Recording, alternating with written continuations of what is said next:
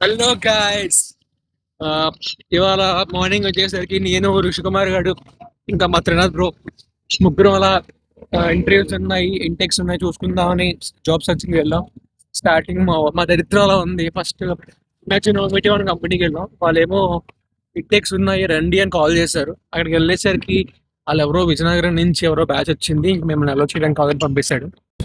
వీళ్ళు ఏం చేశారంటే మార్నింగ్ నేను నిద్రపోతున్నప్పుడు కాల్ వచ్చింది. అరే ఇంటేక్స్ ఉన్నాయి, నువ్వు రా, నీకు లొకేషన్ పెడుతున్నాను, నువ్వేం ఆలోచించొద్దు, నువ్వు ఫస్ట్ వచ్చి అన్నారు. సరే కదా అని చెప్పి లొకేషన్ తప్ప నేను ఇంకేం చూడలేదు భయ్య. లొకేషన్ చూస్తే సర్చ్ చేసా, అప్పటికప్పుడు ఫాస్ట్ వెళ్ళాలి కాబట్టి ర్యాపిడో అయితే బుక్ చేసాం. సో ర్యాపిడో బుక్ చేసిన తర్వాత ఏమైందంటే వచ్చాము, నానా తిప్పలు పడ్డా. మళ్ళీ ర్యాపిడో డ్రైవర్ తోని టైర్ పంచర్ అయిపోయిందని అక్కడి నుంచి నేను మళ్ళీ ఆటో ఎక్కి ఇదిగో వీడు. సో మళ్ళీ అక్కడ ఆటో ఎక్కి అక్కడి నుంచి వీళ్ళని కలిసిన మధ్యదారిలో ఇంటెక్స్ లేవు, వీళ్ళు ముందే వెళ్ళిపోయారు సిరి ఇంటెక్కి. సో సిరిటెక్ వెళ్ళిపోయిన తర్వాత అక్కడ ఇంటెక్స్ లేవు. యాక్చువల్లీ స్టార్ట్ చేద్దాం అనుకున్నారంట, బట్ ఈ రోజు నుంచి అయితే స్టార్ట్ చేయలేదంట, 18th నుంచి అని చెప్పారు. సో వీళ్ళు వెనక్కి వచ్చేసారు. నేను ఇలా మధురవాడ స్టేడియం దగ్గరలో ఉన్నా, నువ్వు డ్రాప్ అయిపోరు, మేము అక్కడికి వస్తున్నామన్నా. సరే కదా అని చెప్పి బాంబే కాలనీలో మేము అందరం కూర్చొని డిస్కస్ చేస్తున్నప్పుడు ఎలాగో వచ్చాం కదా, సో ఇక్కడ నుంచి ఐటీసెస్కి వెళ్దామని చెప్పి అలా అనగానే సో వెంటనే డిసైడ్ అయ్యాము, ఐటీసెస్ కొండ ఎక్కాం. ఫస్ట్ ఎక్కగానే ఇల్లు నెంబర్ 3. ఏమైందంటే ఒక్క ఇంటేక్ లేదు భయ్య. సో నేను ఒక ప్రొఫెషన్, ఇతను ఒక ప్రొఫెషన్, ముందు వెళ్తున్నాడు చూసారా, ఆడొక ప్రొఫెషన్, ముగ్గురు సపరేట్. అయినా సరే ఏదో ట్రై చేద్దామని చెప్పి వెళ్ళాం. ఇంకా అక్కడ స్టార్ట్ అయింది భయ్య మా లైఫ్ లో. నాకైతే తెల్లారి నుంచి దరిద్రం అయితే ఎక్కేస్తుంది భయ్య, చెప్పాలంటే సింప్లీ. లేవు జాబ్లు అయితే లేవు భయ్య. వైజాగ్ లో అయితే నీకు నచ్చిన జాబ్ నువ్వు చేయలేవు భయ్య. 10,000 15,000 కావాలంటే నువ్వు ఎంత కష్టపడి బీటెక్లు చేయడం, డిగ్రీలు కంప్లీట్ చేయడం అవన్నీ వేస్ట్. జాబ్స్ వైజాగ్ లో సాఫ్ట్వేర్ కంపెనీలు ఉన్నాయి, వైజాగ్ హబ్ అవుతుంది అది ఫ్యూచర్ లో. బట్ 95% అన్ని బిపిఓలో భయ్య. ఈ రోజు అయితే తీరిపోయింది. దట్టు నా దరిద్రానికి ఇంకా దరిద్రం తగ్గదు. ఒక్కొక్కరం 4 రెజ్యూమ్లు పట్టుకున్నాం, 4 ప్రింట్లు పట్టుకున్నాం రెజ్యూమ్ది. 4 ఇంటర్వ్యూలకు వెళ్దాము, ఏదో ఒకటి సెలెక్ట్ అవుతాం కదా అని. ఎక్కడ ఇంటర్వ్యూ లేవు.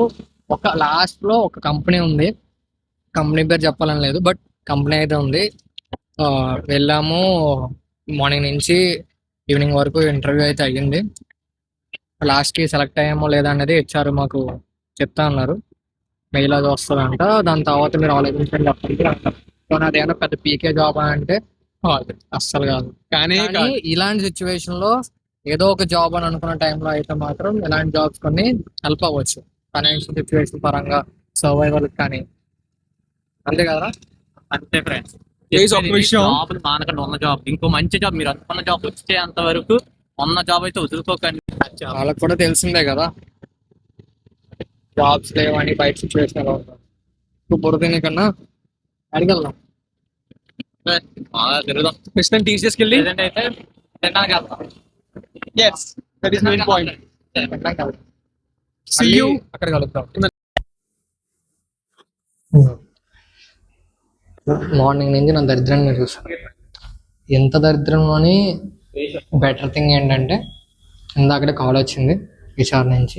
ఇప్పుడు మేము వెళ్ళిన ఆ జాబ్ అనేది నేను సెలెక్ట్ అయ్యాను, which is in X company name చెప్పడం లేదు. సో పేరు సో బెటర్ ఆ ప్రాసెస్కి నేను ఫ్రెషర్ అనమాట. సో దాని తర్వాత ఇలా కాల్ వచ్చిన తర్వాత ఓకే ఆలోచించి చెప్తా ఉన్నా. సో ఇప్పుడే అందరం మెగ్డికి తీసుకొచ్చారు, అండ్ ఇంకో మనోడు కూడా జాయిన్ అయ్యాడు. సో ఇంకా మెగ్డీలలో కూర్చొని సొల్లేసుకోవడం. మనోడు కూడా పెద్ద జాబ్ హోల్డర్ అనమాట. ఇది చూస్తే అనుకున్నాడు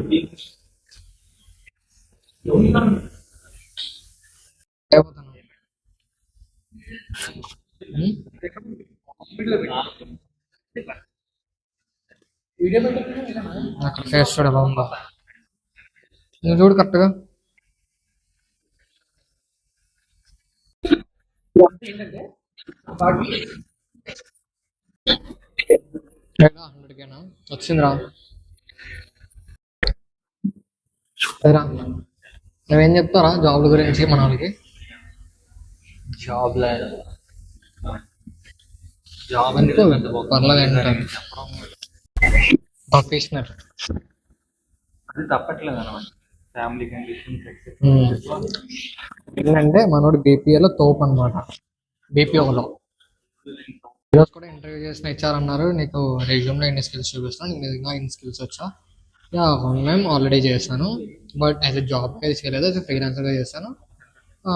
I want to adapt the new skills అని చెప్తూ, యా నీకున్న స్కిల్స్కి మరి ఇక్కడ అసలు నీకు సరిపోదు కదా, నీకున్న స్కిల్స్ మీద నీకు ఇంకా ఎక్కువ వస్తాయి కదా అని చెప్పి అన్నారు. బట్ ఏం చేస్తాం, బట్ యా ఆలోచించే చెప్తా అన్నారు. జాబ్ అయితే కన్ఫర్మ్ అయిపోయింది.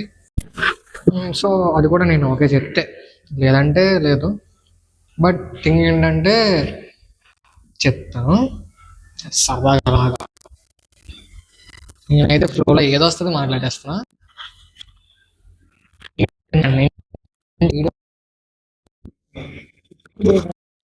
ఒక అరగంట పెట్టుకున్నాడు రాసాడంటే ఒక 4 లైన్లు ఫిల్ చేసి ఉంటాయి, ఒక 4 లైన్స్ ఫిల్ చేసి ఉంటాయి. స్క్రిప్ట్ తీసుకొని రాయడానికి నా విత్తనాలు పడుతున్నాడు. నా నో స్క్రిప్ట్ అయితే అది నచ్చినా నచ్చకపోయినా సరే జస్ట్ ఏదనిపిస్తే అలా చెప్తుంటా. సో అదనమాట, మనోడు స్క్రిప్ట్ రాసి అన్నీ చేసి మీకు నచ్చేలా వదులుదాం అనుకుంటాడు. బట్ మనం ఏంటంటే ఇట్లా ఓపెన్గా ఏదైనా అనిపిస్తే మాట్లాడడం. ఫస్ట్ థింగ్, మనకు రిలేట్ అయిన పీపుల్ చాలా మంది ఉంటారు కదా, ఇట్లా మళ్ళీ యూట్యూబ్ స్టార్ట్ చేయాలనుకున్న వాళ్ళు ఉంటారు, జాబ్ నచ్చగా చేసిన వాళ్ళు ఉంటారు, జాబ్ మానేసిన వాళ్ళు ఉంటారు, మనలాగా డ్రీమ్స్ అచీవ్ చేయాలనుకున్న వాళ్ళు ఉంటారు. సో ప్రతి ఒక్కరికి రిలేట్ అవ్వాలి. నాకేమనిపిస్తుందో అది నేను చెప్తున్నాను. కింద మన ఓడి ఛానల్ మెన్షన్ చేస్తాను, వెళ్ళి గంట పిల్లకి ఎట్టి కొట్టండి. సబ్స్క్రైబ్ చేసిన తర్వాత కొట్టాలనుకో. So do subscribe for him also. And నాది కూడా మరి అంతేలే. బట్ ఏంటంటే సో ఒక చిన్న సపోర్ట్ వస్తుంది, లైక్ చేస్తే ఎంకరేజ్మెంట్ వస్తుంది. సో వీలైతే నన్ను కూడా సబ్స్క్రైబ్ చేయండి, ఆ గంట బెల్ని దేంతో దాంతో గట్టి కొట్టండి. సో నెక్స్ట్ వీడియోస్ కూడా మీకు నోటిఫికేషన్స్ వస్తాయి. అండ్ ఈ వీడియోలో మీకు ఏమైనా ఎర్రర్స్ కనిపించినా, ఇది నా ఫస్ట్ వీడియో కదా, సో మీకేమైనా సజెషన్స్ ఉన్నా, దేని మీద వీడియో చేయాలంటున్నారన్న దాని మీద మనం వీడియో చేద్దాం, కింద కమెంట్ చేయండి, నెక్స్ట్ వీడియో చేద్దాం.